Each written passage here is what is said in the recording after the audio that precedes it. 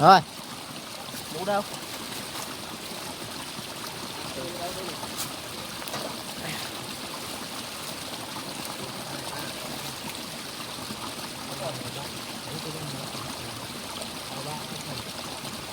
Sau khi mà mình thấy cái rau này nó cua rồi thì mình sẽ đổ gia vị vào nha. Mình bỏ vô đây. Cái này nó mới ngon.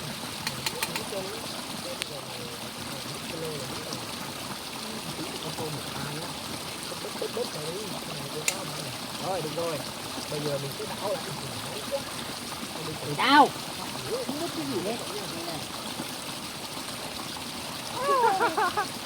Nói rồi cũng nghe. Trời ơi nó cháy luôn cả lông rồi kìa. Mùi lông quá. Đẹp quá. Ê.